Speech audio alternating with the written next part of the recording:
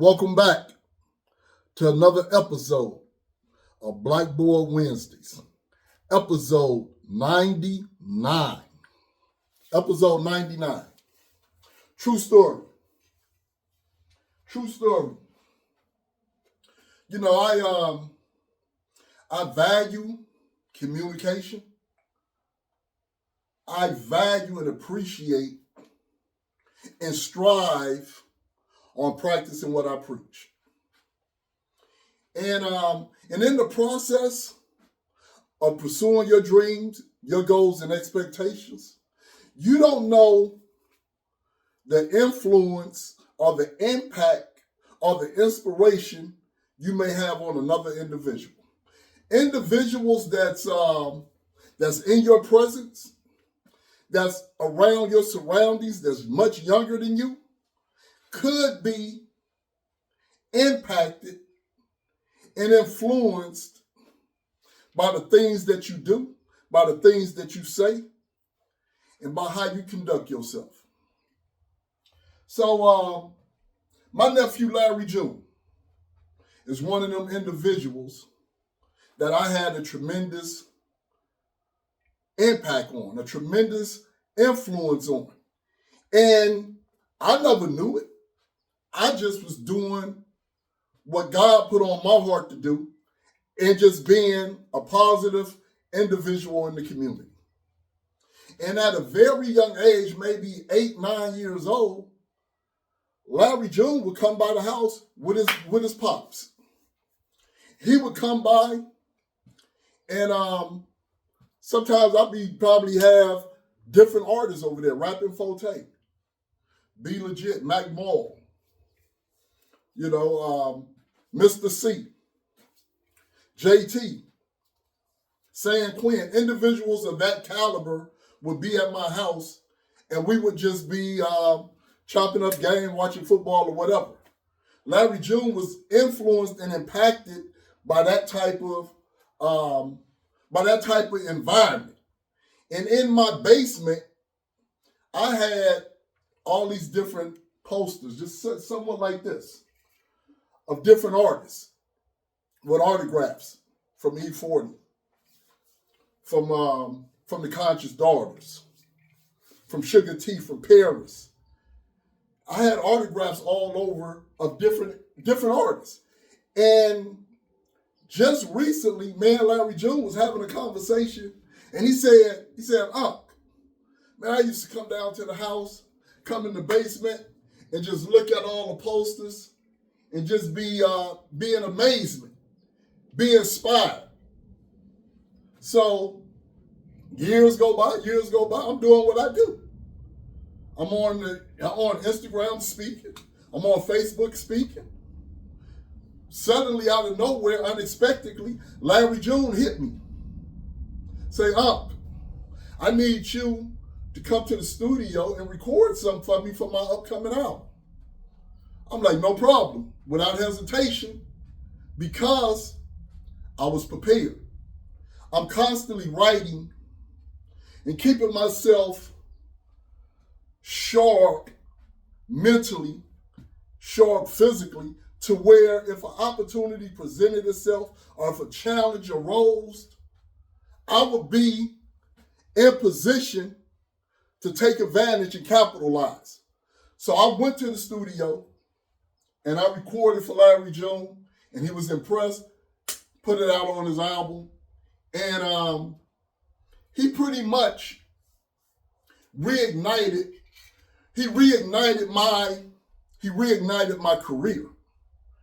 And I was just staying current, staying active in the reputation that I had already established from being the compilation originator and dropping 12 albums and 6 compilations.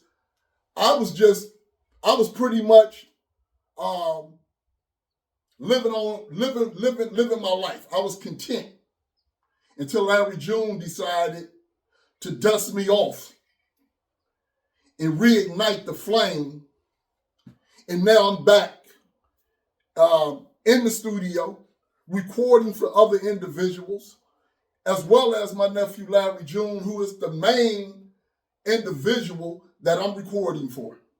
And, you know, I put out that spoken word on his album, and my fan base increased 1 million plus.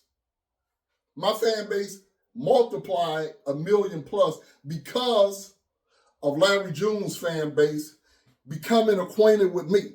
And this is crazy, right? These are all the albums that I have been fortunate to be on with my nephew Larry June. This one here, Numbers, parked in front of B&J's. This one here, Orange Print. This one here, Cruise USA. This one here, Spaceships on the Blade. This one here, Keep Going. You know, I'm even on the vinyl on this one. And I'm happy about that. I'm happy about that. Because like I say, he dusted me off, reignited the flame, and introduced me to 1 million more fans. Now let me tell you this. It's my fan base is my fan base. Okay, and my fan base love me. And my fan base have supported me.